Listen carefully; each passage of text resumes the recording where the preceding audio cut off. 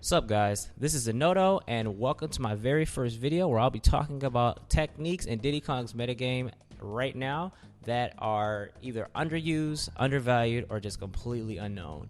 So Diddy Kong right now is perceived as one of the best characters, and that's without full optimization, even though he was one of the most developed characters in the pre-patch era.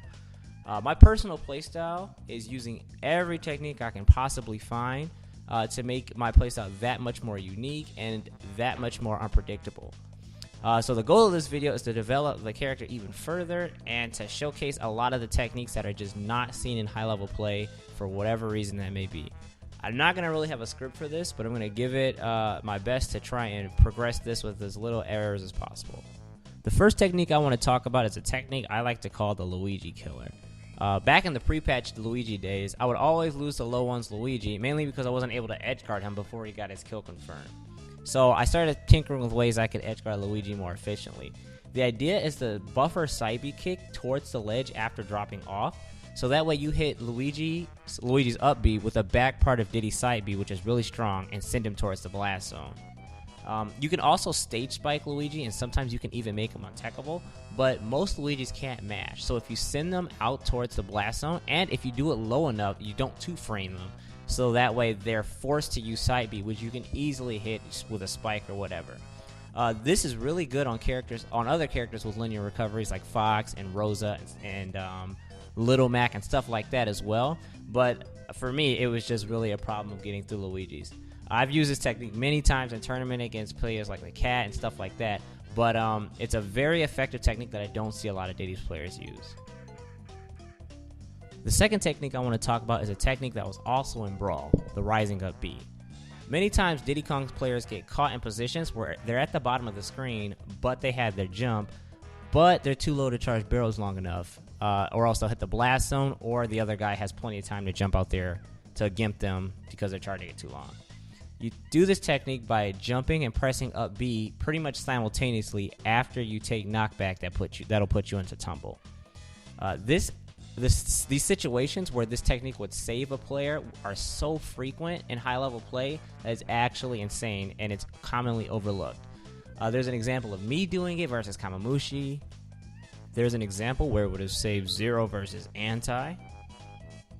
And there's an example where it would have saved MVD versus Rayquaza. Now this is broken almost because Diddy Kong's barrels, when fully charged, go a massive distance. But the problem is it's too hard to charge them fully without putting yourself into a perilous position. When you use a Rising Up B, you float upwards while charging your barrels to potentially the max. So you get a huge distance and you can come back from enormous places. Even the one where NVD was charging the barrels, he was still able to come back, and he was at the bottom of Battlefield, which shows you how broken it could be. I think this technique is very strong and really needs to be used in high-level play more by Diddy Kong players.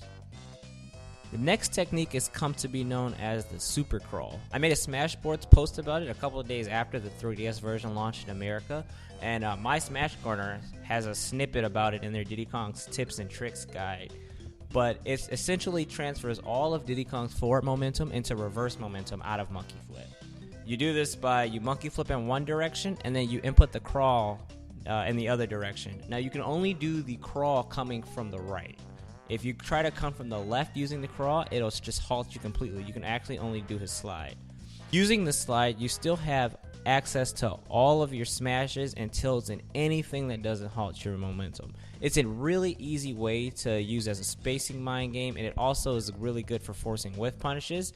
Moreover, it's a really good way to alternate between just simply B reversing. A lot of players are starting to catch on Diddy's B reverses, and it's a really easy alternative to just simply B reversing. So the next technique is Diddy's Gentleman. For whatever reason, a lot of people don't even seem to know Diddy has a Gentleman. The Diddy's Gentleman is done by you press AAA, and you hold A on the third input, and you slightly move forward, so that way Diddy cancels his tail swing animation. It's very important that you slightly move forward, or else the tail swing will come out anyway. Down tilt jab is a really powerful tool for Diddy, but a lot of characters can smash DI out of it, making his Gentleman a very strong option. Against fast fallers, they don't get stunned long enough for the third hit for it to even be a mix-up. So they can hit you a lot of the time. So it's really not good against them. But this is a very strong tool because of how laggy Diddy's rapid jab is if it's not going to link. I've used it a lot, so Michigan players are familiar with it, but I almost see no Diddy use this. Up next, we have the Angel Drop, a technique popularized by Diddy Kong player Angel Cortez. This is only the real dishonest, and I use that word really lightly, setup Diddy Kong has, just because of how early it could potentially kill. And Smash 4 now, this current meta, there's a high importance of closing out stocks as early as possible. You can do as much damage as you want, but if you can't close out stocks, you're not going to win. And Diddy Kong usually has that problem where he has to get you to a high percent. So this technique is a way to close out stocks off of banana ledge setup. So you run to the ledge, you react or anticipate them doing a ledge jump. With a banana in hand, you short hop and you Z-drop your banana, and after it connects, you down air. And it'll kill them as early as like 40 or 50, assuming that you have rage and if they're light enough, I guess.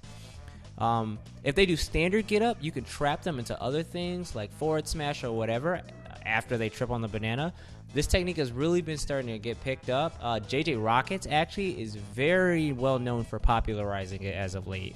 But many other Diddies are starting to put this into practice. It's actually not seen too much from the top level Diddies though, myself included, surprisingly. But as I said before, this is definitely one of the techniques that are starting to be used more frequently, and hopefully it stays that way. The next technique comes more along the line of a combo string rather than a technique, and the Geo combo. So a smasher named Geo last summer was telling me about a footstool setup that he thought of, and after testing it in training mode, we optimized it and determined it was a very strong substitute to simply up throw up airing or up throw forward airing at 0%. The idea behind it is down throw footstool down air, and at that point they get reset and you can follow up with whatever you want. This works on pretty much most characters. There's a thread I made, or a YouTube video I made earlier about it, detailing the characters that it works on and even certain percents that you need to be at for some of those characters.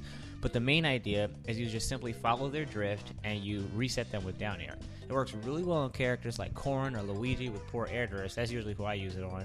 And after the reset, you can take it as far as you want, or you could just get guaranteed damage like nair, double back air, or just simply barrels. Personally, I like to use barrels just because in tournament it looks the coolest for the crowd. But a lot of Diddies need to learn how to optimize their strings at early percents because that sets the pace of the rest of the stock. Instead of getting 17% with up throw double up air or using something like up throw double back air, which isn't even guaranteed at 0, I definitely think a lot more Diddies need to utilize this string a lot more. You can even take a stock with it. I've done it before, just a straight up 0 to death. So definitely something more Diddy players need to start utilizing. The last two things I want to talk about are something I call barrel blasting and canceling your pop gun into something not shield. So barrel blasting is simply crashing into a banana controlled by your opponent, and it'll cancel the lag that you normally would receive from rebounding off of the ground. Now, this is good because with the reduced lag and the high shield damage and shield stun, you can usually get follow-ups off of shield, and it's just generally safe. Most people even try to punish you for doing it just because crashing to the ground usually isn't a good idea. So it can be a pretty good mix-up. For Diddy's pop gun, you can cancel pop gun into more than just shield. You can cancel into up B, down B, side B, tilt, smashes, jab, whatever you really want to. Alright, that about wraps it up. Hopefully a lot of these tech make it into the higher level play for Diddy Kong players in the future. Sorry if it was a little rough for my first video. The next one will definitely be a lot better. Speaking of the next one, I'll make it about a video about taking the next step into becoming a high level player for your character. And after that, probably a video analyzing the PGR list, assuming it comes out post-Genesis. If you want to stay up to date with my videos, you can sub to me here on YouTube, or you can follow me on Twitter, or both. Again, thanks for watching, and hope I get to see you guys next time.